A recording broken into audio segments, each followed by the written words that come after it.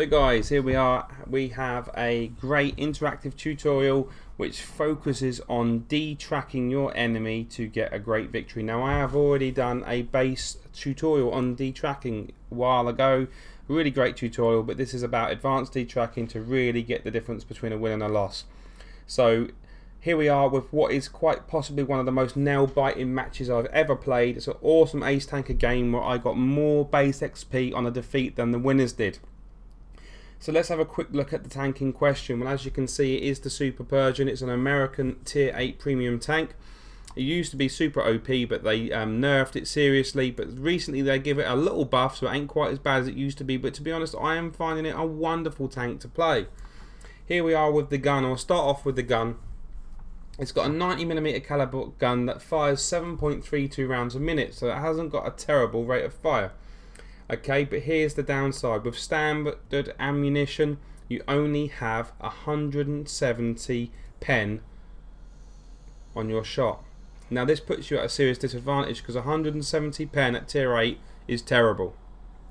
However, the plus side is it is a premium tank and you do get extra credits, so you can fire premium shells, and if you do penetrate them shells you will still make money. So it kind of forces you to shoot quite a few rounds of premium shells, especially when you're playing a tier 9 game against heavy targets. Now this game is a tier 9 game, and this tank does have preferential matchmaking, which means it will only see tier 9, it will not see a tier 10. The dispersion on the gun is 0.38, so whilst it isn't the best aiming in the world, it is not dreadful. The CDC has a cannon that has 0.34, and that's considered a good accurate sniping gun. So 0.38 isn't bad at all. The aiming time of 2.3, again not the worst in the world but not the best, and is brought down if you wanted to use things like a laying drive or a vertical stabilizer. So I find it fine with a vertical stabilizer, which basically gives me 20% off my zoom, my circle anyway, so that's cool. Moving on to the tank now, we have 1,500 hit points, which is, you know, that's fair enough for a tier 8.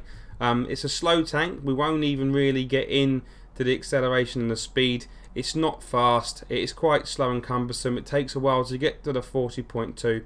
However, I find if you do use cola, it does make a considerable difference. And I'll be looking forward to that difference again when I get Brothers in Arms. As you can see, I have got vents to personify the effect of the cola. That's my personal choice. You could put a fire extinguisher in there. Of course, I'm paying 20,000 credits for the privilege of using that, but again, it's a premium tank. It earns extra credits, and if I'm grinding crews, it does make a big difference. Moving on then to the armor. Well, it has 101 millimeters of armor on the front, 76 on the side, and 76 on the back of the turret, 50 on the rear of the hull. Now what I will say is the angling on this is really good. It's really tro armor, and as you can see, it's spaced. So if things hit you on the front there, it's not likely to do any damage, especially if they're using HE or heat. Similarly with the turret, you can see we've got some really nice spaced armor there, so that really does protect you well. It does have its obvious weak spots. The main point is here, so if you're ever against a Super Persian, you're shooting for this bit here. Take care not just to shoot the top of this, try to get it in so it comes in that bit there and you'll penetrate every time. But a lot of people don't know that, so they just shoot you on the turret or on the front there and end up basically missing, you know, bouncing them shots. Okay, that's enough for the stats really. We will quickly go for rate of fire I've done already. Shell damage is 240 across the board. I have just plus 300 on HE, but you're not really going to be using that apart from decapping or shooting low damage, you know, low health point characters. Turret traverse isn't that great, 24. Track traverse is 32, not fantastic but not absolutely terrible. View range, again, standard view range 390, so not terrible but not brilliant. And signal range 745. Obviously with the bonuses that I have got, my view range with the vents and the cola and my cruise skills have gone up to 430. That's fantastic, and the signal range up to 829, so no problem there. That's it in a nutshell. So if you're going to play this tank, it's a wonderful premium tank, a great tank for training medium crews, but expect to shoot some gold rounds. So here we are, guys. As you can see, we are on Arctic region. I am playing with Grimbrew, a friend of mine that used to work for Wargaming. He was Serb's right-hand man. Well, he weren't really Serb's right-hand man. He was more like Ektar's rent boy. But anyway, we won't hold that against him. He's come back into the game despite his changing of companies, and he's attended me on the stream like the good old days. So welcome, Grimbrew. We are in a Super Persian platoon. It's a tier 9 game. And as you can see, the enemy team have more heavy tanks than us, and they also have heavy, what I would call heavy tank destroyers, which can move along that bottom line that we all love. Starts at H8. And so the first question, of course, because although this is a masterclass on D-tracking, quite possibly the most nail-biting game I've ever played, I'm still going to do this as an interactive tutorial, so I'll be asking you what you do and where you would go. So the first question is, look at the teams. What would you do and where would you go?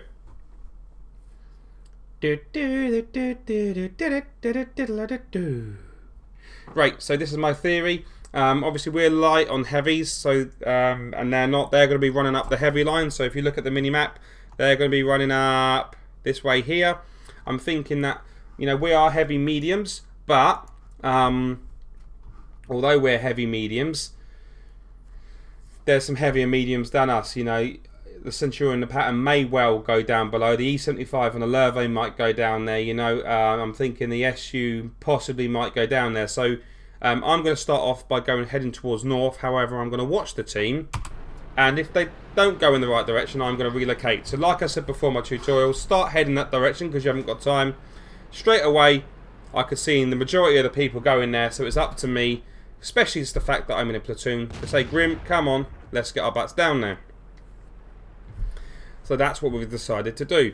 Now, unfortunately, there's a platoon here. You'll see them, the Su-85 and the T-44. Their platoon, they're obviously friends, but one's decided to kill shoot the other one and do him damage. And to be honest, they act like a bunch of twits and don't do anything particularly well. And that's rather unfortunate for us. First in is the old Comet. So as you can see, the enemy Comet's coming through here, a very aggressive position. I've been spotted, and I've just let Grim know that. And he's up against a friendly Comet, and our Comet starts to take damage. But it turned out our team in the end actually done a really good job of support, hit that friendly Comet, enemy Comet, and he ends up being dispatched. So I missed an opportunity there. I was going to say what you're going to do now, but you can see where I'm going to go. So let's just quickly describe that. I'm coming along. I can see that the E75 and the Lurve are coming along behind me. I'm thinking it would be much better for them to go along the top road, and me and Grimbrew with our good spaced armour turrets and our good gun depression can go along the bottom. The two that are in front of us, I've already showed that they can do team damage. The T-44 by now has already took himself into the water, so I'm thinking that whatever they do is a bonus, but the chances are they're just going to mess around. So let's continue.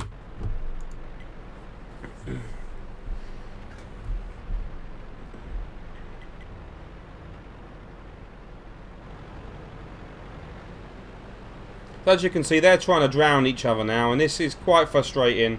So I think, well, I'm going to split this up. Come on, I'm going to show them that we've noticed, and we don't want them to do that. So I'm stopping the SUs pushing the T-44 in the water, and just to give them a message that, you know, we've kind of had enough of their tomfoolery. Now I'm going to get into the battle. Unfortunately for me, the T-44 now thinks this a game and starts trying to push me up towards the enemy. So I just stop dead, pull back a bit so I'm safe, and as you'll see in a minute, I write him a little message saying that basically my live stream and can see him and he's going to be spotted on YouTube. But he soon shows his mental age and gets bored and quickly moves on. So we can see the enemy to E75 is moved forward. Our E75 is actually stopped. The Chiri has moved forward and the T95 has moved forward. So now we're trying to use this gun depression to good effect and sneak some nice shots on the cupola. Unfortunately to me, when I saw the E75, I loaded premium and I didn't load off that till this second shot now. Now you can see I've decided to go back to standard rounds. I don't need premium for the Chiri. and I'm just going to hit him with standard rounds.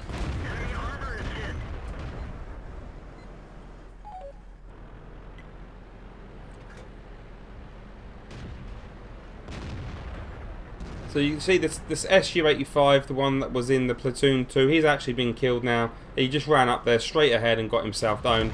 His teammate in the T-44 has shown some sort of intelligence, and now he's managed to finish off the Kashiri. However, he don't last long.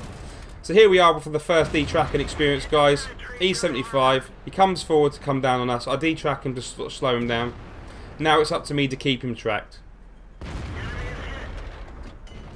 So he can't hit us now. We're absolutely safe here, and all whilst I can keep him tracked, he's just going to die. He come out to assault us thinking that he could take us on, and all that's happened now is he's put himself in a rather precarious position, and we're going to make him pay for it.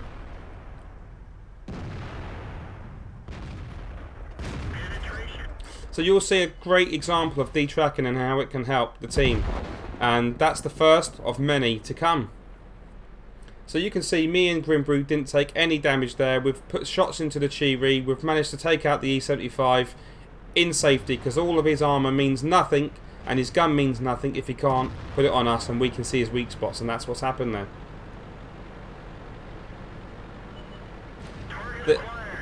The AC is turning round now. You can see I put the first one unaimed and auto aim. Now I track him. I want to get round his gun and I'm going to keep him tracked. So a tank destroyer has no turret turn, apart from a small degree that it can just let it wiggle from left to right.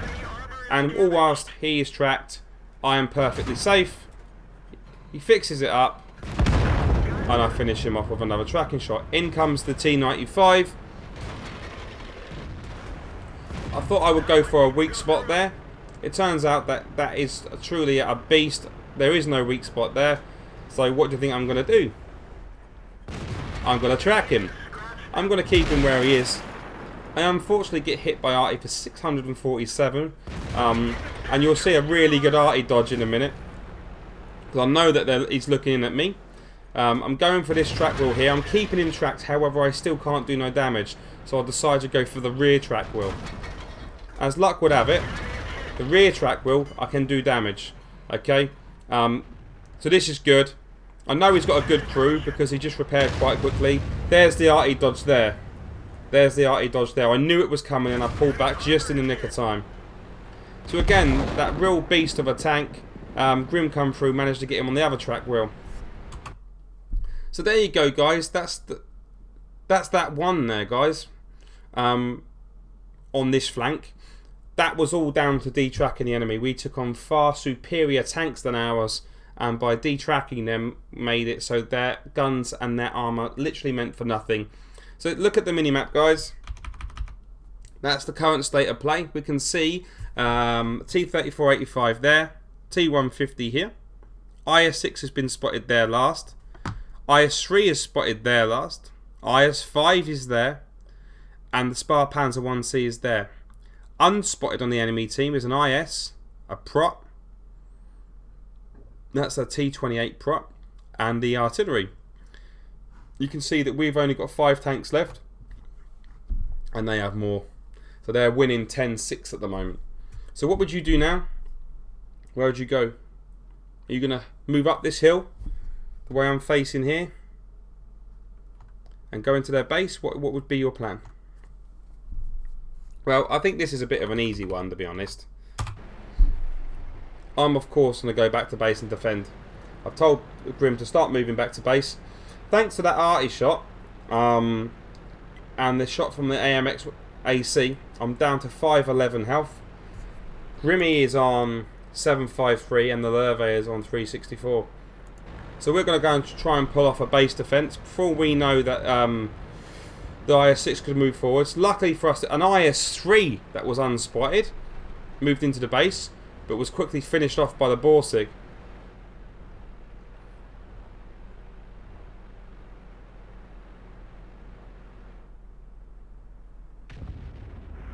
And the Borsig has now finished off the IS-5, so good on him. But he's down to 72 hit points. I'm guessing the IS-5 had a unlucky roll there.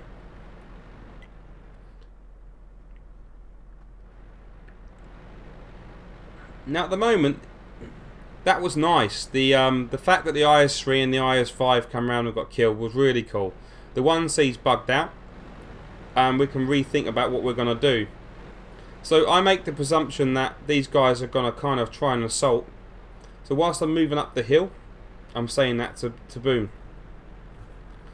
But I call him back because I've got a feeling that they're going to come up the road that they're coming up now. So that you can see I'm manoeuvring myself, and I was right.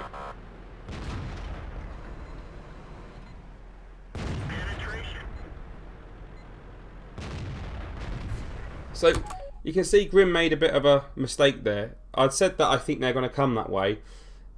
Obviously the T-34-85 is at a disadvantage to the tanks we're in, but there's a good chance he's got support. There was still a 150 that was over the other side of the map that we haven't seen come north yet, and an IS. So I say, Grim, be careful. We've got strength here. We've got the good position. Don't go rushing off. And unluckily enough, he takes a shot when he didn't need to. And luck as luck would have it, I guessed it right, and the IS is here too. Now, similarly, if we look at the minimap, we can see that the Spar Panzer has just turned up here again, and the IS-6 is here. So the Borsig's going to be busy with him. The Lurve has to keep an eye on him, otherwise he's going to go around the back of the Borsig or around the back of us. So this defence against the 150, the IS, and the 3485 is down to me and Boone. Not me and Grim, sorry. There's some really... You can see how well the armour of this tank works now. We didn't penetrate their armour. This is the amount of bounces I get. So here comes the 150. I go for the tracks. I didn't get it. And then boom, Grim gets the tracks. At this point I'm saying shoot the tracks, shoot the tracks. I get the tracks again. Again, he's prevented from coming up my side and flanking me. I hit that tracking shot too square on to make a difference. And then the Lurve finishes him off. Now I track the IS, and as luck would have it, I set him on fire as well for Grim to finish. So basically what happened there is the IS was pulling back. I shot him through the track wheel to track him to hold him in place. He set a light, but because I tracked him, Grim was able to finish him. Had I not tracked him, he would have pulled back so Grim didn't have a shot. Not only that, when you track someone, you get assistance damage. So now, I mean, the interactive part of this kind of finishes and just enjoy the rest of the battle, because it is not over yet. So we've moved from being, I think it was 10-6 down to 12-11 up. And here comes the prot.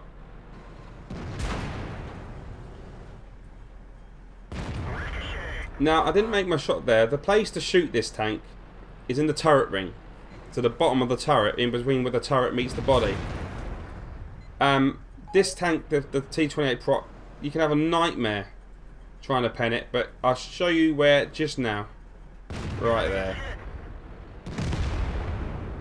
He kills Grim, and I decide to come forward and use Grim's carcass as some cover to go hold down over. Moves into my shot nicely there, and managed to get another one into him, but unluckily enough, he hit me too.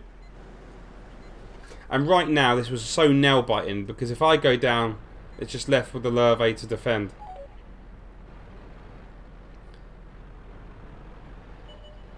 Now the IS-6 is coming through on base, and we know that we've got to finish this prot off.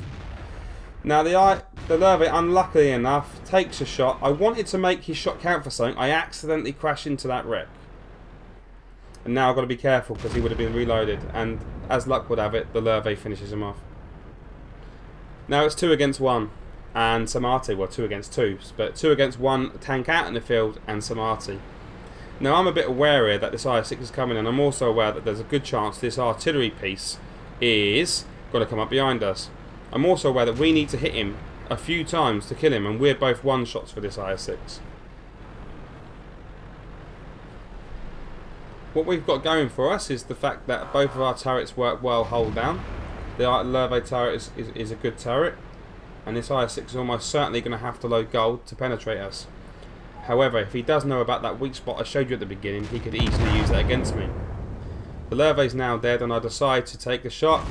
tracking the IS-6, keeping him in place from moving backwards or forwards and penetrating him. But I've got to be careful here now, and I've got to hurry. The RT is almost certainly coming up behind me now, and I've got to finish off this IS-6, and he's 2 shots from me. I need to hit him twice. He bounces his first shot, and if you don't know about this weak spot, right in the top of the turret there where it goes flat is a weak spot, and I can even penetrate that with standard ammo. What I've got to do is get him to fluff his shots now. He fluffed the first one, I made him pay for it. Can I get him to fluff another? Yes. Now I can move forward and take an aim shot, but I can't hang around too long. My shot goes askew, and this is really getting tense now.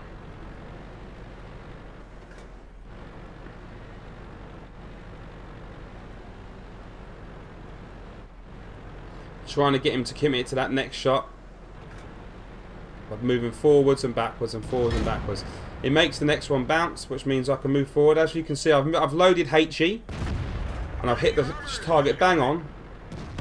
But unfortunate for me, the RT was there, and he finished me off. Leave me finishing the game on 5,500 plus damage, over 10,000 W18, and a whole load of salt. But let's move on to the post-game stats and just check out how that went down. So guys, here we are with the post-game stats. As you can see, this is an ace tanker game, Confederate medal with high caliber. An amazing game and a lot of damage by assistance. You can see, if we move to the team score,